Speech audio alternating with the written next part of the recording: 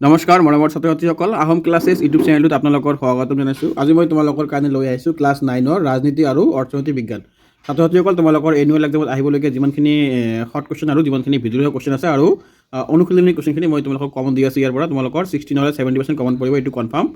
গতিকে তোমালোকে ভিডিঅ'টো স্কিপ নকৰাকৈ গোটেইখিনি চাই থাকা। ইয়াত তোমালোকে সকলোখিনি প্ৰশ্ন পাই যাবা, যিবিলাক তোমালোকৰ এক্সামত অহাৰ কাৰণে খুবেই উপযোগী। এতিয়া তোমালোকে আহা আমাৰ প্ৰথমটো অধ্যায়, ছাত্ৰ ছাত্ৰীসকল চোৱা, ৰাজনীতি আৰু অৰ্থনৈতিক বিজ্ঞান। এইটো তোমালোকৰ প্ৰথম অধ্যায়ত কি দি আছে চোৱা। প্ৰথমতে তোমালোকে ভিডিঅ'টো স্কিপ নকৰিবা, চাই থাকা। আৰু যিসকল ছাত্ৰ ছাত্ৰীয়ে মোৰ চেনেলটোত আজি প্ৰথমবাৰ আহিছা, তোমালোকে চেনেলটো ছাবস্ক্ৰাইব কৰি ৰাখি দিয়া। আৰু যিসকলে আগতে কৰিছে তেওঁলোকে কমেণ্ট কৰিবা যে ছাৰ ভাল লাগিছে বা বেয়া লাগিছে বা কিবা বুজি নাপালে কমেণ্ট কৰিবা। মই ৰাজনীতি বিজ্ঞানৰ সঠিক সকলোখিনি তোমালোকক বুজাই দিম। ইয়াত থুলমূলকৈ বুজোৱাৰ চেষ্টা কৰিম, নহ'লে ভিডিঅ'টো বহুত ডাঙৰ হৈ যাব। যদি তোমালোকে বুজি নোপোৱা কিবা এটা টপিক, তোমালোকে কি কৰিবা, কমেণ্টত জনাবা। আৰু কমেণ্ট কৰিলে আমাৰো বহুত ভাল লাগে। প্ৰথমে চোৱা, ইয়াত সেইজন হ'ল আমাৰ অটল বিহাৰী বাজপেয়ী। তাৰপিছত চোৱা, এইজন আমাৰ জৱাহৰলাল নেহৰু, তোমালোকে চিনি পোৱা নাই। আৰু এইজন আমাৰ হ'ল মনমোহন সিং, আৰু এইজন আমাৰ current prime minister Narendra Modi. তাৰপিছত তোমালোকে আহা ইয়াত প্ৰথমটো অধ্যায়ত কি দি আছে চোৱা, আমাৰ ভাৰতৰ ৰাজনৈতিক দল। এইটো আমাৰ খুবেই ইম্পৰ্টেণ্ট পাৰ্ট। আৰু এই পাৰ্টটোৰ যোগেদি তোমালোকে ৰাজনৈতিক দল কি আৰু ৰাজনৈতিক দলসমূহ কি আৰু ৰাজনৈতিক দল ৰাষ্ট্ৰীয় দল হয়নে নহয়, কোনটো ৰাজনৈতিক দল ৰাষ্ট্ৰীয় দল হয় আৰু কোনটো আঞ্চলিক দল হয়, সকলোখিনি তোমালোকে এইটো ভিডিঅ'ত গম পাই যাবা। চ' তোমালোকে ভিডিঅ'টো স্কিপ নকৰাকৈ চাই থাকা। এতিয়া তোমালোকে আহা পাঠৰ ভিডিঅ'ৰ কুৱেশ্যনখিনি।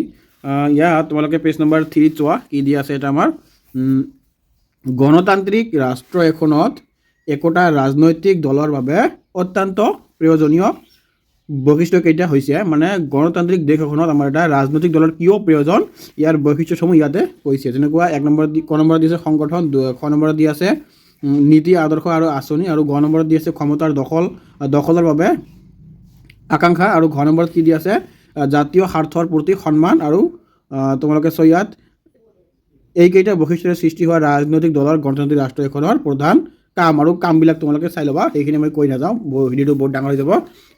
যিমানখিনি ইম্পৰ্টেণ্ট সেইখিনি মই কৈ দিছোঁ, আৰু বাকীখিনি তোমালোকে চাই ল'বা। তাৰপিছত তোমালোকে আহা পেজ নম্বৰ 4ত, কি দি আছে আমাৰ ভাৰতৰ ৰাজনৈতিক দল। ইয়াত চোৱা কি কৈছে, ভাৰতবৰ্ষৰ ৰাজনৈতিক দলৰ ইতিহাস বিচাৰিবলৈ গ'লে আমি উভতি যাব লাগিব 1885 চনলৈ। ভাৰতৰ ৰাজনৈতিক দলৰ যদি আমি ইতিহাস চাব বিচাৰোঁ, তেনেহ'লে আমাক 1885 চনলৈ উভতি যাব লাগিব। এই চনতে ভাৰতৰ প্ৰথম ৰাজনৈতিক দল ভাৰতীয় জাতীয় কংগ্ৰেছ জন্ম হৈছিল। তোমালোকৰ এক কুৱেশ্যনত এক্সামত আহিব পাৰে যে ভাৰতৰ প্ৰথম ৰাজনৈতিক দল কোনটো, তোমালোকে লিখিবা ভাৰতীয় জাতীয় কংগ্ৰেছ, তোমালোকে এইটো লিখি দিবা। তাৰপিছত যদি আহে এইটো কিমান চনত হৈছিল, তোমালোকে লিখিবা 1885 চনত। তাৰপিছত তোমালোকে এইখিনি ৰিডিং কৰিবা। আৰু ইয়াত এটা কুৱেশ্যন আছে, এইটো তোমালোকে চালে গম পাই যাবা, মই আৰু কৈ নিদিওঁ, তোমালোকে পাৰিলে ৰিডিং কৰি ল'বা। ৰিডিং কৰিলে সৰু সুৰা কুৱেশ্যন বহুতখিনি তোমালোকে গম পাই যাবা। ইয়াত আজি ইমান টাইম নাই, পাৰিলে মই তোমালোকে নেক্সট ভিডিঅ' বনাই দিম। আৰু পাঠৰ ভিতৰৰ যিমানখিনি কুৱেশ্যন আছে সকলোখিনি অনলি পাঠৰ ভিতৰৰ কুৱেশ্যনখিনি মই লৈ আহিম তোমালোকৰ এটা ভিডিঅ'ৰ কাৰণে। আজি ইমান কৈ নাযাওঁ, আমি জাষ্ট আজি অনুশীলনী কুৱেশ্যনখিনি কৈ দিম তোমালোকক। তাৰ পৰা তোমালোকে এক্সামত অহাৰ চান্স আছে। আৰু ভিডিঅ'খিনি মই তোমালোকক এটা নেক্সট ভিডিঅ' লৈ আহিম, আৰু ধুনীয়াকৈ সকলোবিলাক কুৱেশ্যন মই এক্সট্ৰাকৈ কৈ দিম। তাৰপিছত তোমালোকে আহা ইয়াত মৰ্চা চৰকাৰ, এইটো পঢ়িবা তোমালোকে, মৰ্চা চৰকাৰ কি। তাৰপিছত পঢ়িবা গণতন্ত্ৰ বিৰোধী দল, পেজ নম্বৰ আছে 8, এইটো তোমালোকে পঢ়িবা। গণতন্ত্ৰ বিৰোধী দল এইটো আমাৰ খুবেই ইম্পৰ্টেণ্ট আছে। ইয়াত চোৱা, ইয়াত দিছে কি আমাৰ মৰ্চা চৰকাৰ কাক বোলে, এইটো তোমালোকে অলপ মই কৈ দিছোঁ। কেন্দ্ৰত 1977 চনৰ মোৰাৰজী দেশাইৰ নেতৃত্বত প্ৰথমখন মৰ্চা চৰকাৰ গঠন কৰা হৈছিল। তোমালোকৰ এইটো আহিব পাৰে যে কেন্দ্ৰত প্ৰথমখন মৰ্চা চৰকাৰ কাৰ টাইমত কি কৰা হৈছিল, আমাৰ গঠন কৰা হৈছিল, তোমালোকে লিখিবা মোৰাৰজী দেশাই। তোমালোকে জাষ্ট এইটো জানি ল'বা যে মৰ্চা চৰকাৰ মানে কি, এইটো তোমালোকে পঢ়ি ল'বা, তাৰপিছত গম পাই যাবা। তাৰপিছত মৰ্চা চৰকাৰৰ দোষ, তোমালোকে এইটো পঢ়িবা, মৰ্চা চৰকাৰৰ দোষ এইটো পঢ়িবা। তাৰপিছত মৰ্চা চৰকাৰৰ গুণ, মৰ্চা চৰকাৰ থাকিলে আমাৰ কি সুবিধা হয় দেশৰ বাবে, সেইখিনি তোমালোকে জানি ল'বা। তাৰপিছত মূল কথাৰ ভিতৰত তোমালোকে এইটো পঢ়িবা, এইটো কি কৈছে কি, ভাৰতৰ প্ৰথমটো আঞ্চলিক দল দাবীৰ মুন্নেত্ৰ কাজাগম, ইয়াক শ্বৰ্ট ফৰ্মত DMK বুলি কয়। তোমালোকে এইটো মনত ৰাখি ল'বা, এইটো অসমীয়াত নহয়, ইংৰাজীটো মনত ৰাখিবা। DMK ফুল ফৰ্মটো অসমীয়া, এইটো তোমালোকে অলপ কি হ'ব হাৰ্ড হ'ব। তোমালোকে এইটো মনত ৰাখিবা যে ভাৰতৰ প্ৰথমটো আঞ্চলিক দল কি। তাৰপিছত তোমালোকে অহা অনুশীলনী কোৱেশ্যনখিনি। এতিয়া আমি অনুশীলনী কোৱেশ্যনখিনি তোমালোকক কৈ দিম। ইয়াৰ পৰা তোমালোকৰ এক্সামত অহাটো মই 100% গেৰাণ্টি দিব নোৱাৰে কোনেও। মই তোমালোকক 60-70% কমন দিব পাৰিম। ইয়াৰ পৰা তোমালোকৰ অহাৰ চান্স 60-70% আছে।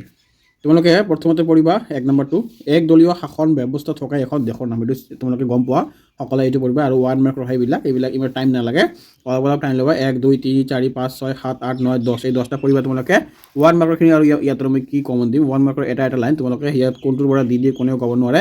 সেইকাৰণে তোমালোকে 1 মাৰ্কৰটো একদম পঢ়িবা। মানে 1 মাৰ্কৰ ছ'চিয়েল চায়েন্স আৰু ৰাজনীতি বিজ্ঞানৰ যিটো আছে 1 মাৰ্কৰ বহুত কুৱেশ্যন হ'ব। তোমালোকে যদি বিচৰা বহুত কুৱেশ্যন হ'ব। কিন্তু কথাটো হ'ল কি, এইবিলাক সহজ, অতি সহজ কুৱেশ্যন। এইবিলাক তোমালোকৰ এবাৰ দুবাৰ চালে হৈ যাব। সেইকাৰণে 1 মাৰ্কবিলাক তোমালোকে কেতিয়াও ভয় নাখাবা, জাষ্ট পঢ়ি থকা হৈ যাব। ৰিডিং কৰিলেও বহুতখিনি মনত থাকিব। তাৰপিছত তোমালোকে চমু উত্তৰৰ প্ৰশ্ন। ইয়াত তোমালোকে চব ভাৰতবৰ্ষৰ দীঘলীয়া ব্যৱস্থাটোৰ প্ৰধান বৈশিষ্ট্য কি, এইটো তোমালোকৰ ইম্পৰ্টেণ্ট হয়। দীঘলীয়া নহয়, এইটো দলীয়, এইটো আমাৰ ইম্পৰ্টেণ্ট হয়। এইটো এক্সামত অহাৰ চান্স আছে। মই ইয়াত টিক মাৰ্ক দিছোঁ, তোমালোকে এইটো পঢ়ি ল'বা। তাৰপিছতো কি আছে, গণতান্ত্ৰিক ৰাষ্ট্ৰ এখনৰ বাবে কি দলীয় ব্যৱস্থা বিশেষভাৱে উপযোগী। এইটো আমাৰ অলপ তোমালোকে 2 মাৰ্কছৰ কাৰণে পঢ়ি ল'ব, বেছি পঢ়াৰ দৰকাৰ নাই, জাষ্ট ফৰ 2 মাৰ্কছ এইটো পঢ়িবা। তাৰপিছত তোমালোকে 3 নম্বৰটো চোৱা, ৰাজনৈতিক দলৰ প্ৰধান বৈশিষ্ট্য 4টা। এইটো আমাৰ খুবেই ইম্পৰ্টেণ্ট, এইটো তোমালোকে 4টা পঢ়িবা, বেছি ডাঙৰ নহয়। ইয়াত গোটেইখিনি ক'ব গ'লে ইম্পৰ্টেণ্ট। 5টা আঞ্চলিক ৰাজনৈতিক দলৰ নাম। এইটো আমাৰ অতি সহজ মানে কি, 5টা আঞ্চলিক ৰাজনৈতিক দলৰ নাম। ৰাজনৈতিক দল কি হ'ব, এটা ৱাৰ্ডে হ'ব। তোমালোকে জাষ্ট এইটো পঢ়িবা। ইয়াৰ 5টাই তোমালোকৰ ভেৰি ইম্পৰ্টেণ্ট। ইয়াৰ পৰা কোনটো দিয়ে ঠিক নাই, সেইকাৰণে তোমালোকে 5টাই পঢ়িবা। আৰু এই 5টাই একেবাৰে সহজ, ইমান হাৰ্ড নহয়, অলপ তোমালোকে টাইম দিলে হৈ যাব। মৰ্চা চৰকাৰ বুলিলে কি বুজায় এইটো পঢ়িবা। তাৰপিছত তোমালোকে অহা দীঘলীয়া উত্তৰৰ প্ৰশ্ন। দীঘলীয়া উত্তৰৰ প্ৰশ্নৰ ভিতৰত তোমালোকে কি পঢ়িবা। ইয়াত চোৱা 1 নম্বৰত যেনেকৈ দিয়া আছে, সংযুক্ত চৰকাৰ বুলিলে কি বুজা, সংযুক্ত চৰকাৰ কি পদ্ধতিত গঠিত হয়, তোমালোকে এইটো পঢ়িবা। সংযুক্ত চৰকাৰ মৰ্চা চৰকাৰ প্ৰায় একেই আছে। তোমালোকে পাৰিলে এনচাৰটো চাই ল'বা আৰু সংযুক্ত চৰকাৰৰ এনচাৰটো চাই ল'বা, চাবা বস্তুটো একে আছে। সংযুক্ত মানে একেলগ কৰা, মৰ্চা মানে চেম একেলগ কৰা। তোমালোকে এইটো অলপ চাগে হেৰি হ'ব পাৰে, কিন্তু তোমালোকে এইটো আৰু এইটোৰ এনচাৰ চাই ল'বা এবাৰ, চাই কেনে পঢ়িবা, এই দুটা পঢ়িবা। এইটো আমাৰ ইম্পৰ্টেণ্ট 1 নম্বৰটো দৰকাৰ দিছোঁ, এইটো ইম্পৰ্টেণ্ট। তাৰপিছত সংযুক্তৰ অৰ্থ মৰ্চা চৰকাৰ দুটা একে, চোৱা ইয়াতে দিছে একে হয়। মৰ্চাৰ দুটা গুণ আৰু দোষ, এইটো পঢ়িবা। মই আগতে কৈ আছোঁ তোমালোকে মৰ্চা চৰকাৰৰ গুণ আৰু দোষ দুটাকে মুখস্থ কৰি ল'বা, কাৰণ এইটো তোমালোকে ফাইনেলত অহাৰ খুবেই চান্স। এইটো ভেৰি ইম্পৰ্টেণ্ট হয় ক'ব গ'লে। তোমালোকে এইটো কেতিয়াও এৰি নাযাবা, এইটো যেনেকৈ হওক তোমালোকে পঢ়িবা, ভেৰি ইম্পৰ্টেণ্ট হয় এইটো। তাৰপিছত তোমালোকে 3 নম্বৰত গণতন্ত্ৰত বিৰোধী দলৰ ৰাজনৈতিক দলৰ ভূমিকা। এইটো ইম্পৰ্টেণ্ট নহয়, এইটো নপঢ়িলেও হ'ব। তাৰপিছত তোমালোকে আঞ্চলিক ৰাজনৈতিক দলৰ জন্মৰ মূল কাৰণ কেতিয়া, এইটো ইম্পৰ্টেণ্ট হয়। 5 নম্বৰত কি দিছে, গণতান্ত্ৰিক ৰাষ্ট্ৰত ৰাজনৈতিক দলৰ প্ৰয়োজনীয়তা সম্পৰ্কে লিখা। এইটো তোমালোকে জাষ্ট এনে চাই ল'বা, কিন্তু এইটো মষ্ট ইম্পৰ্টেণ্ট বুলি ক'লে এইটো আমি ক'ব নোৱাৰি। কিন্তু তোমালোকে জাষ্ট কি যদি আহে তোমালোকৰ এক্সাম পেপাৰ যদি হাৰ্ড হয়, তেনেহ'লে এইটো দিব পাৰে। কিন্তু এনেই জেনেৰেলি এক্সাম পেপাৰ দিয়াৰ চান্স নাই। যদি অলপ ষ্ট্ৰিক হয় এক্সাম পেপাৰটো, তেনেহ'লে এইটো আহিব পাৰে, কাৰণ এইটো অলপ ষ্ট্ৰিক হাই লেভেলৰ কুৱেশ্যন হয়। তোমালোকে জাষ্ট এবাৰ ৰিডিং কৰি ল'বা, তোমালোকে বনাই কিবা হ'লে লিখি আহিব পাৰা। তাৰপিছত তোমালোকে 6 নম্বৰত ৰাজনৈতিক দলৰ বৈশিষ্ট্য আৰু কাৰ্যাৱলী নালাগে এইটো। তাৰপিছত চোৱা ইয়াত দিছে, সংযুক্ত চৰকাৰৰ ব্যৱস্থাটো বৰ্তমান সময়ত বিশেষ গুৰুত্ব লাভ কৰাৰ কাৰণ কেইটা আলোচনা কৰা। এইটো আমাৰ অলপ ইম্পৰ্টেণ্ট আছে, ভেৰি ইম্পৰ্টেণ্ট ক'ব নোৱাৰি, কিন্তু ইম্পৰ্টেণ্ট আছে। যদি তোমালোকৰ কুৱেশ্যন পেপাৰটো হাৰ্ড হয়, তোমালোকে এইটো এবাৰ চাই ল'বা, অহাৰ চান্স থাকে এইটোও। তাৰপিছত তোমালোকে দ্বিতীয়টো অধ্যায়ত চোৱা কি দিছে, আমাৰ কি দিছে, পাঠটোৰ নাম চৰকাৰৰ প্ৰকাৰ বা শ্ৰেণী বিভাগ। আমাৰ চৰকাৰৰ কি প্ৰকাৰ আছে আৰু ইয়াৰ শ্ৰেণী বিভাগ কৰিছে কেনেকৈ, ইয়াত তোমালোকে চাব পাৰিবা। ইয়াত দিছে কি, সংসদীয় পদ্ধতিৰ চৰকাৰ, ৰাষ্ট্ৰপতীয় চৰকাৰ আৰু এক কেন্দ্ৰীয় চৰকাৰ আৰু যুক্তৰাষ্ট্ৰীয় চৰকাৰ। এইটো আমাৰ খুবেই ইম্পৰ্টেণ্ট, চৰকাৰৰ প্ৰকাৰ আৰু শ্ৰেণী বিভাগ। তোমালোকে এই পাঠটো পঢ়িলে তোমালোকে ৱৰ্ল্ডৰ কিছুমান দেশ আছে, যি দেশত কোনটো চৰকাৰ আছে, আমাৰ যেনেকৈ ভাৰতত কি চৰকাৰ আছে আৰু আমেৰিকাত কি চৰকাৰ আছে, সেইবিলাক তোমালোকে এইটো পাঠৰ পৰা গম পাই যাবা। চীনত কি চৰকাৰ আছে গম পাই যাবা। প্ৰথমতে তোমালোকে 2.12 পঢ়িবা। পেজ নম্বৰ কিমান আছে আমাৰ ইয়াত, পেজ নম্বৰ আছে 13। পেজ নম্বৰ 13ত তোমালোকে 2.12 পঢ়ি ল'বা, চৰকাৰৰ শ্ৰেণী বিভাজন। ইয়াত চোৱা কি দিছে, প্ৰাচীন গ্ৰীক দাৰ্শনিক প্লেটোৱে চৰকাৰৰ শ্ৰেণী বিভাজনসমূহ কৰিছে। তোমালোকৰ কুৱেশ্যন আহিব পাৰে যে চৰকাৰৰ শ্ৰেণী বিভাজন কোনে কৰিছে, তোমালোকে এইটো লিখি দিবা। প্ৰাচীন গ্ৰীক দাৰ্শনিক প্লেটোৱে চৰকাৰৰ শ্ৰেণী বিভাজনসমূহ কৰিছে। প্লেটোৰ পিছত এৰিষ্টটলে চৰকাৰক কেইবাটাও শ্ৰেণীত বিভাজন কৰিছে। তোমালোকে এইটো ভালকৈ মনত ৰাখিবা, এইটো আমাৰ এক্সামত অহাৰ চান্স আছে। এইখিনি তোমালোকে পঢ়ি ল'বা, এইটো স্কিপ কৰি নাযাবা, এই 2 লাইন তোমালোকে কমচে কম পঢ়ি ল'বা। তাৰপিছত তোমালোকে পেজ নম্বৰ, মই তোমালোকক কৈছোঁ পেজ নম্বৰ 15 পেজ নম্বৰ 15 চোৱা তোমালোকে ইয়াত কি দিছে কি সংসদীয় পদ্ধতিৰ চৰকাৰ পেজ নম্বৰ 14 দিয়া আছে সংসদীয় পদ্ধতিৰ চৰকাৰ তাৰ ইফালে দিয়া আছে তাৰ কি বৈশিষ্ট্যসমূহ সংসদীয় পদ্ধতিৰ চৰকাৰৰ বৈশিষ্ট্যসমূহ ইয়াত দিয়া আছে যেনেকুৱা এক নম্বৰটো তোমালোকে পঢ়িবা দুজন মুৰব্বী তাৰপিছত দুই নম্বৰটো আছে কাৰ্যপালিকাৰ সদস্যসকল বিধানমণ্ডলৰ সদস্য তাৰপিছত দিয়া আছে কি বিধানমণ্ডল আৰু কাৰ্যপালিকাৰ ওচৰ সম্বন্ধ তাৰপিছত দিয়া আছে 4 নম্বৰত মন্ত্ৰী পৰিষদ বিধানমণ্ডলৰ ওচৰ দায়বদ্ধ আৰু 5 নম্বৰত দিয়া আছে কি মন্ত্ৰী পৰিষদৰ সমূহিক দায়বদ্ধতা তোমালোকে এইকেইটা পঢ়ি ল'বা ইয়াৰ পৰা তোমালোকৰ এক্সামত অহাৰ চান্স আছে এইখিনি তোমালোকে আহিব পাৰে মানে সংসদীয় চৰকাৰৰ কেইটামান বৈশিষ্ট্য এনেকৈ এক্সামত তোমালোকৰ দিব পাৰে জাষ্ট তোমালোকে এইবিলাক ধৰি নপঢ়া কিন্তু নামকেইটা মনত ৰাখিবা তথাপি তোমালোকে 2 মাৰ্কছ আহিলে 1 মাৰ্ক বা 1.5 মাৰ্ক পাই যাবা যদি এইখিনি আৰু অলপ লিখি দিব পাৰা যেনেকুৱা দি আছে দুজন মুৰব্বী এই চৰকাৰৰ দুজন মুৰব্বী ব্যৱস্থা আছে এনে প্ৰকৃত কাৰ্যপালিকা আৰু অনামূলীয়া নমুনা এইবোৰ তোমাৰ লিখিলে ফুল মাৰ্ক পাই যাবা কিন্তু যদি জাষ্ট দুজন মুৰব্বী আৰু কাৰ্যপালিকা সদস্য দিবে তেনেহ'লে তোমালোকে জাষ্ট 2 মাৰ্কছ থাকিলে 1 মাৰ্কছ দিব যদি অলপ লিখিলে তেনেহ'লে 2 মাৰ্কছ দিব সেইকাৰণে যদি পঢ়া অলপ ভালকৈ পঢ়িবা ফুল মাৰ্কছ পোৱাৰ চেষ্টা কৰিবা তাৰপিছত চোৱা সংসদীয় পদ্ধতিৰ চৰকাৰৰ গুণ এইটো পঢ়িবা তোমালোকে এইবিলাক প্ৰায় একে আছে বেছি ৰিডিং পঢ়িলে তোমালোকে বস্তুখিনি গম পাই যাবা ইমান এটা জটিল নহয় একে ক'ব গ'লে সংসদীয় চৰকাৰৰ গুণ আৰু যিবিলাক বৈশিষ্ট্য আছে সেইবিলাক প্ৰায় একে আছে অলপ খালি একেবাকে আছে সেইখিনি তোমালোকে অলপ মিলাই ল'বা হৈ যাব তাৰপিছত চোৱা তোমালোকে কি দিছে সংসদীয় চৰকাৰৰ দোষখিনি তোমালোকে চাই ল'বা এইটোৱে দোষখিনি ইমান ইম্পৰ্টেণ্ট নহয় কিন্তু তোমালোকে তথাপিও অলপ চাই ল'বা যেনেকৈ 1 নম্বৰত দি আছে কেনেকুৱা সংসদীয় পদ্ধতিৰ চৰকাৰে যিকোনো এটা ৰাজনৈতিক দলেও বিধানমণ্ডলৰ সংখ্যাগৰিষ্ঠতা লাভ কৰি চৰকাৰ গঠন কৰিব নোৱাৰে এইখিনি তোমালোকে লিখি দিবা হৈ গ'ল 1 নম্বৰ পাই যালা তাৰপিছত তোমালোকে আহা ৰাষ্ট্ৰপতি চৰকাৰ সেইটো তোমালোকে পঢ়িবা মই এইটো কৈ নাযাওঁ তোমালোকে এইখিনি পঢ়িবা নহ'লে ভিডিঅ'টো বহুত ডাঙৰ হৈ যাব ৰাষ্ট্ৰপতি চৰকাৰৰ গুণ যেনেকৈ ৰাষ্ট্ৰপতি চৰকাৰ আছে ৰাষ্ট্ৰপতি চৰকাৰ মানে একচুৱেলি বৰ্তমান আমেৰিকাত চলি আছে আমেৰিকাত ৰাষ্ট্ৰপতি চৰকাৰৰ শাসন চলাই এই চোৱা ইয়াত দিয়া আছে তোমালোকে চাই ল'বা এবাৰ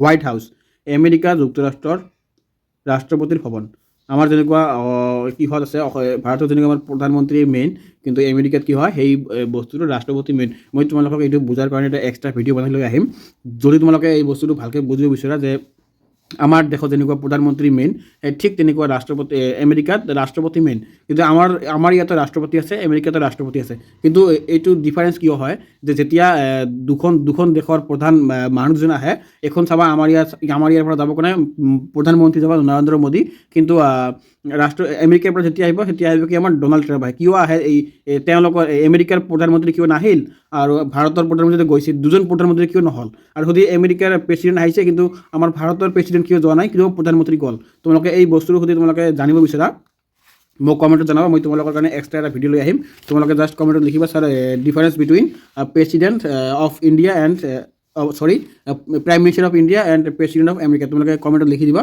মই তোমালোকৰ কাৰণে এইটো অলপ ভালকৈ বুজাই লৈ অহাৰ চেষ্টা কৰিম তাৰপিছত তোমালোকে আহা এক কেন্দ্ৰীয় চৰকাৰৰ বৈশিষ্ট্য পেজ নম্বৰ 19 তাৰপিছত আহা এক কেন্দ্ৰীয় চৰকাৰৰ গুণ পেজ নম্বৰ 19 আছে তোমালোকে এইকেইটা পঢ়িবা তাৰপিছত মই তোমালোকক অনুশীলনী কুৱেশ্যন কৈ দিম যুক্তৰাষ্ট্ৰীয় চৰকাৰটো পঢ়িবা যুক্তৰাষ্ট্ৰীয় চৰকাৰ চোৱা কিমান দি আছে পেজ নম্বৰ আমাৰ 20 দি আছে তোমালোকে এইটো পঢ়িবা এইটো ইম্পৰ্টেণ্ট আছে আমাৰ তাৰপিছত চোৱা পেজ নম্বৰ 21 যুক্তৰাষ্ট্ৰীয় চৰকাৰৰ গুণসমূহ এইটো পঢ়িবা এইটো আমাৰ ইম্পৰ্টেণ্ট হয় ক'ব গ'লে গোটেইখিনি ইম্পৰ্টেণ্ট ইয়াত এৰি যাব লগা এটা নাই তাৰপিছত তোমালোকে লাষ্টত মূল কথাখিনি আমাৰ এইটো পাঠৰ অলপ ইম্পৰ্টেণ্ট হয় এইখিনি তোমালোকে চাই ল'বা চৰকাৰৰ শ্ৰেণী বিভাগ কৰিছে প্লেটো আৰু এৰিষ্টটল বিভাজন কৰিছে এইটো তোমালোকে মনত ৰাখিবা যেনেকুৱা দি আছে শাসক লক্ষ্য সংখ্যা এজন শাসক এইটো তোমালোকে অলপ চাই ল'বা পঢ়ি কিনে বস্তুটো বুজি ল'বা তাৰপিছত তোমালোকে আহা পেজ নম্বৰ 23 আমাৰ অনুশীলনী কুৱেশ্যন ইয়াত আমাৰ চোৱা সকলোখিনি 1 মাৰ্কৰ এইখিনি মই তোমালোকক কৈ নাযাওঁ এইখিনি তোমালোকে জাষ্ট সকলোৱে জানাই পঢ়ি ল'বা 1 number 2 number 3 number 4 number 5 number 6 7 8 9 10 এই 10টা তোমালোকে এৰি নাযাবা ইয়াত তোমালোকৰ শৰ্ট কুৱেশ্যন এইবিলাক একেবাৰে ইজি কুৱেশ্যন আৰু সকলোখিনি ক'ব গ'লে মই আগতে কৈয়ে আহিছোঁ জাষ্ট তোমালোকে এইবিলাক যদি মুখস্থ নহয় কি কৰিবা তোমালোকে ৰিডিং মৰা 2-3 বাৰ ৰিডিং কৰা অট'মেটিক তোমালোকৰ মুখস্থ লেভেলত আহি যাব লাহে লাহে মুখস্থ হৈ যাব তাৰপিছত তোমালোকে আহা উত্তৰৰ প্ৰশ্ন ইয়াত কি দিছে বৰ্তমান সময়ত প্ৰচলিত বিশ্বৰ বিভিন্ন প্ৰকাৰৰ চৰকাৰ কি এইটো আমাৰ ইম্পৰ্টেণ্ট হয় তোমালোকে এইটো মই আগতে কৈ আহিছোঁ এইটো তোমালোকে পঢ়িবা তাৰপিছত চোৱা আছে কি 2 নম্বৰৰ সংসদীয় পদ্ধতিৰ চৰকাৰৰ দুটা বৈশিষ্ট্য লিখা এইটো তোমালোকে পঢ়িবা তাৰপিছত তোমালোকে সংসদীয় পদ্ধতিৰ চৰকাৰৰ দুটা দোষ আৰু দুটা গুণ এইটোও পঢ়িবা ইয়াত সকলোখিনি ইম্পৰ্টেণ্ট ক'ব গ'লে কিন্তু ইজি ৱাৰ্ডৰ হয় এইবিলাক তোমালোকে সোনকালে মুখস্থ হৈ যাব তাৰপিছত চোৱা ক্ষমতাৰ পৃথকীকৰণ নীতি মানে কি, এইটো আমাৰ ইম্পৰ্টেণ্ট হয়। ৰাষ্ট্ৰপতি চৰকাৰৰ দুটা বৈশিষ্ট্য লিখে। ৰাষ্ট্ৰপতি চৰকাৰ মই অলপ আগতে ক'লোঁ যে আমেৰিকাৰ ৰাষ্ট্ৰপতি যেনেকৈ এইটো ৰাষ্ট্ৰপতি চৰকাৰ। তাৰপিছত চোৱা এক কেন্দ্ৰীয় চৰকাৰৰ দুটা গুণ আৰু দুটা দোষ চমুকৈ লিখা, সেইটো তোমালোকে পঢ়িবা। ইয়াত কি কৰিবা তোমালোকে 6টা কুৱেশ্যন দিয়ে, 6টা তোমালোকে পঢ়িবা। ছাত্ৰ ছাত্ৰীসকল তোমালোকে চোৱা এইটো কিতাপ বা কাৰ কিতাপ এইটো হয় মই গম নাপাওঁ, মই ঘৰতে পাইছোঁ এইটো কিতাপ। আৰু চোৱা ষ্টুডেণ্টজনে কেনেকুৱাকৈ দগাই দিছে, এইটো জাষ্ট এনেকৈ দগাই দিলে হৈ যায় বা কাঠ পেঞ্চিল ইউজ কৰিলে হৈ যায়। কেনেকৈ লেতেৰা কৰিছে চোৱা তোমালোকে, এনেকুৱা তোমালোকে নকৰিবা কেতিয়াও। যিজনে প্ৰিভিয়াছ তোমাৰ পিছত যিজনে কিতাপ পাব সেই কিতাপটো তেওঁ চালে বহুত বেয়া লাগিব। চোৱা কেনেকৈ কৰি দিছে তোমালোকে এবাৰ চাই লোৱা। এনেকৈ কোনোবাই দগাই নেকি কুৱেশ্যন এনচাৰ, তোমালোকে চাই লোৱা এবাৰ। কুৱেশ্যনখিনি যিমানখিনি আছে সকলো পাৰ্টতে এনেকুৱা দগাইছে, তোমালোকে এনেকুৱা নকৰিবা, সেইটো বহুত লেতেৰা কাম। যদি তোমালোকৰ দগাব মন যায় এনেকৈ কাঠ পেঞ্চিল লোৱা, কাঠ পেঞ্চিল লাষ্ট এনেকৈ টিক দিয়া, এইটো পাৰিলে তোমালোকে পিছত ইৰিজ কৰিব পাৰিবা। সেইকাৰণে জাষ্ট কাঠ পেঞ্চিল তোমালোকে দগাবা। দীঘল উত্তৰৰ প্ৰশ্নৰ ভিতৰত তোমালোকে চোৱা কি আছে, ৰাষ্ট্ৰপতি চৰকাৰৰ গুণ আৰু দোষসমূহ লিখা, এইটো আমাৰ ইম্পৰ্টেণ্ট হয়, তোমালোকে এইটো পঢ়িবা। তাৰপিছত 2 নম্বৰত চোৱা কি দিছে, সংসদীয় পদ্ধতিৰ চৰকাৰৰ বৈশিষ্ট্য, এইটো নালাগে তোমালোকে, এইটো পঢ়াৰ দৰকাৰ নাই। তাৰপিছত চোৱা 3 নম্বৰটো যুক্তৰাষ্ট্ৰীয় পদ্ধতিৰ চৰকাৰৰ বৰ্তমান কিয় প্ৰয়োজন, এইটো ইমান ইম্পৰ্টেণ্ট নহয়, নালাগে এইটো।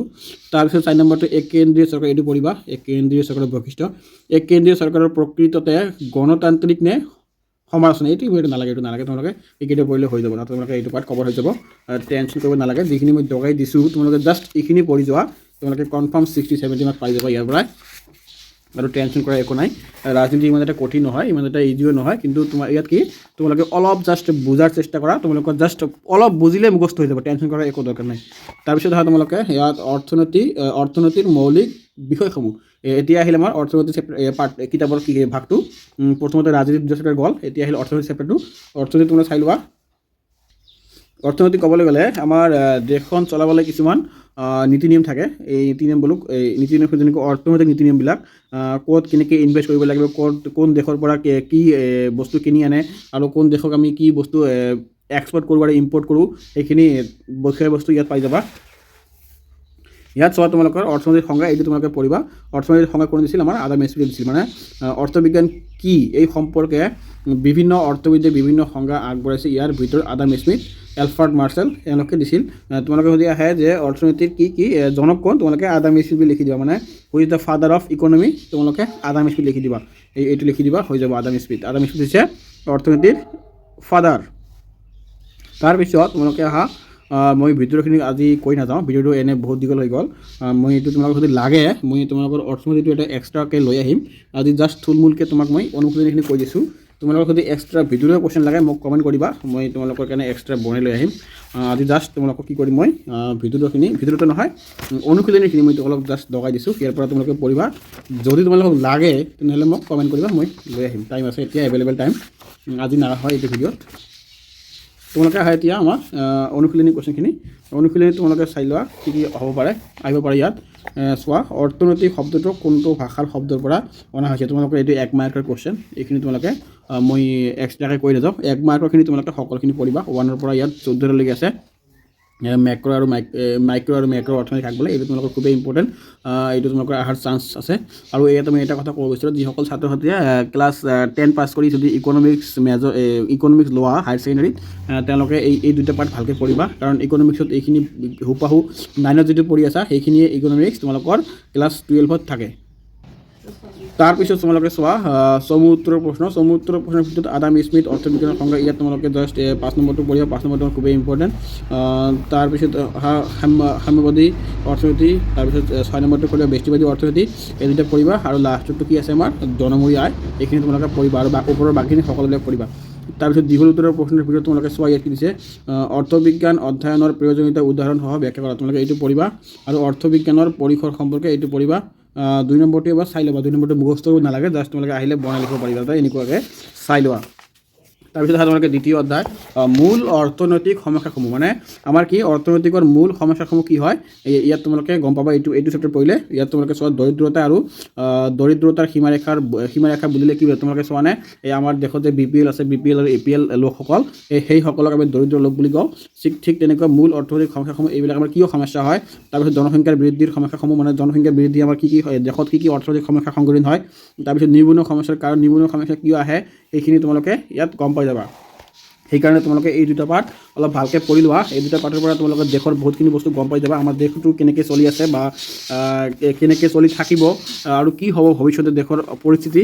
তোমালোকে এই দুটা পাৰ্ট সেইকাৰণে অলপ ভালকৈ পঢ়িবা, স্কিপ নকৰাকৈ। তো প্ৰথমতে কি দি আছে আমাৰ জনসংখ্যাৰ সমস্যা, এইটো তোমালোকে পঢ়িবা।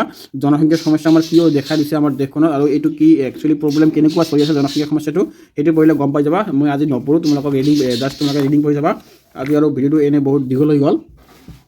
যদি তোমালোকক লাগে মই তোমালোকৰ কাৰণে আৰু ধুনীয়াকৈ বনাই লৈ আহিম। তোমালোকে জাষ্ট এতিয়া আহা কি আমাৰ কি আহিবা অনুশীলনী কোৱেশ্যনখিনি, তোমালোকে অনুশীলনী কোৱেশ্যন মই তোমালোকক কৈ দিছোঁ, এইখিনি তোমালোকে পঢ়িবা। লাগিলে মই নেক্সট এটা ভিডিঅ' তোমালোকৰ কাৰণে ভালকৈ বনাই লৈ আহিম। আৰু বহিটো কিতাপখন চাই মোকে বহুত বেয়া লাগি আছে, কি লেতেৰা কৰি ৰাখিছে চোৱা কিতাপটো, ইয়াত পঢ়াব মনে নাই মোক এইটো কিতাপৰ পৰা। ইয়াত চোৱা কি দিছে আমাৰ 2 নম্বৰটো পঢ়িবা তোমালোকে। আৰু 1 নম্বৰত কি দিছে সংজ্ঞা লিখা, চমু টকা লিখিব গৈছে ইয়াত চমু টকাৰ ভিতৰত তোমালোকে পঢ়িবা জনসংখ্যাৰ ঘনত্বটো পঢ়িবা, এইটো আমাৰ ইম্পৰ্টেণ্ট আছে। তাৰপিছত বহনক্ষম উন্নয়ন এইটো পঢ়িবা, এইটো ইম্পৰ্টেণ্ট আছে, মই দেখাই দিছোঁ। বহনক্ষম উন্নয়ন আৰু জনসংখ্যাৰ ঘনত্ব এই দুটা পঢ়িবা। তাৰপিছত নিবনুৱা সমস্যাটো পঢ়িবা আৰু দৰিদ্ৰতা পঢ়িবা, এই দুটা পঢ়িলে হৈ যাব। তাৰপিছত 2 নম্বৰত দৰিদ্ৰতাৰ সীমাৰেখা কি এইটো পঢ়িবা, এইটো আমাৰ খুবেই ইম্পৰ্টেণ্ট। 2011 চনৰ লোকপিয়ল মতে ভাৰতবৰ্ষ আৰু অসমৰ সংখ্যা কিমান আছে, এইটো আছে ইম্পৰ্টেণ্ট, জাষ্ট তোমালোকে জানি লোৱা, আহিব পাৰে এইটো। তাৰপিছত বিশ্বৰ মাটিকালিৰ কিমান শতাংশ ভাৰতত আছে, এইটো তোমালোকে জানি ল'বা, এইটো আমাৰ ইম্পৰ্টেণ্ট হয়, যিকোনো এক্সামতে অহাৰ চান্স থাকে এইটো, সেইকাৰণে জানি লোৱাটো আমাৰ খুবেই প্ৰয়োজন। তাৰপিছত অসমৰ জনসংখ্যা ঘনত্ব এইটো পঢ়িবা। তাৰপিছত ছদ্মবেশী নিবনুৱা খাকবলৈ এইটো পঢ়িবা। মুদ্ৰাস্ফীতিটো আমাৰ খুবেই ইম্পৰ্টেণ্ট, ভেৰি ইম্পৰ্টেণ্ট, এইটো প্ৰতি বছৰ আহি থাকে, এইটো তোমালোকে এতিয়াও এৰি নাযাবা মুদ্ৰাস্ফীতি আগলৈ। আৰু মুদ্ৰাস্ফীতি কাৰণবোৰ এইটো তোমালোকৰ খুবেই ইম্পৰ্টেণ্ট, ভেৰি ইম্পৰ্টেণ্ট, এইটো 2 মাৰ্কছত আহিব, এইটো 1 মাৰ্কছত আহি থাকে, এইটো আহে 1 মাৰ্কৰ, এইটো কিন্তু 2 মাৰ্কছত আহে, তোমালোকে এইটো চাই ল'বা। তাৰপিছত আছে কি দমিত মুদ্ৰা, এইটো আমাৰ খুবেই ইম্পৰ্টেণ্ট, সেইটো চাই ল'বা। 11 নম্বৰটো ইমান এটা ইম্পৰ্টেণ্ট নহয়, কিন্তু তোমালোকে সূত্ৰটো এবাৰ চাই ল'বা, কিন্তু পৰীক্ষাত অহাৰ চান্স কম সূত্ৰটো, তথাপি তোমালোকে এইটো অলপ জানি ল'বা যে কৰ্ম জনসংখ্যা মুঠ কৰ্মসংখ্যা এইটো তোমালোকে এইটো এবাৰ চাই ল'বা, এইটো অহাৰ চান্স নাই, কিন্তু তোমালোকে তথাপি এবাৰ চাই ল'বা। ইয়াত চোৱা তাৰপিছত বহনক্ষম উন্নয়নৰ সংজ্ঞা কোনখন আয়োগৰ, এইটো অলপ চাই ল'বা। তাৰপিছত এইটো নালাগে। তাৰপিছত চোৱা দীঘল উত্তৰ প্ৰশ্ন, ভাৰতবৰ্ষৰ জনসংখ্যা বৃদ্ধিৰ সমস্যাৰ মূল কাৰণবোৰ আলোচনা কৰা, এইটো তোমালোকে এবাৰ চাই ল'বা, 2 মাৰ্কছৰ কাৰণে আহিব পাৰে এইটো। দৰিদ্ৰতা কাকবলৈ এইটো মোৰ ইম্পৰ্টেণ্ট, মুদ্ৰাস্ফীতি আগতে কৈ আহিছোঁ, নিবনুৱা সমস্যা আগতে কৈ আহিছোঁ, জাষ্ট ইয়াত তোমাক ইয়াৰ প্ৰকাৰ এইখিনিৰ পৰা পঢ়ি ল'বা, তাতে হৈ যাব। তাৰপিছত চমু টকা লিখা, চমু টকাৰ ভিতৰত এই 1 নম্বৰটো কৰিব বহনক্ষম উন্নয়ন, সেউজ অৰ্থনীতি, মুক্ত আৰু দমিত অৰ্থনীতি, আৰু নালাগে তোমাক এই 3টা পঢ়ি ল'বা, হৈ যাব। ছাত্ৰ ছাত্ৰীসকল যদি তোমালোকৰ ভিডিঅ'টো ভাল লাগে তোমালোকে কমেণ্ট কৰিবা, কাৰণ কমেণ্ট কৰিলে আমি বহুত মটিভেশ্যন পাওঁ। মই বুলি কথা নহয়, যে যিমান ইউটিউবাৰ আছে আমাৰ তোমালোকক যিসকলে ইউটিউবত শিকায়, সকলোখিনিয়ে তোমালোকৰ কি কমেণ্ট কৰিলে তেওঁলোকে মটিভেশ্যন পায়, আৰু তোমালোকৰ কাৰণে যিমান পাৰে ভালকৈ বনাই অনাৰ কাৰণে চেষ্টা কৰে, আৰু তেওঁলোকক তেওঁলোকৰ বেষ্ট দিয়ে, যে মই ছাত্ৰক বুজাব পাৰিলোঁ নাপালোঁ। সেইকাৰণে তোমালোকে কি কৰিবা, জাষ্ট এটা কমেণ্ট কৰি দিয়া, বহুত টাইম নালাগে, তোমালোকৰ এনে মোবাইল টিভি বহুত টাইম পাছ কৰা, সেইকাৰণে তোমালোকে জাষ্ট 1 মিনিট লাগি কিনে তোমালোকে কমেণ্টটো কৰিবা। ধন্যবাদ, আজিৰ ভিডিঅ' ইয়াতে শেষ কৰিলোঁ।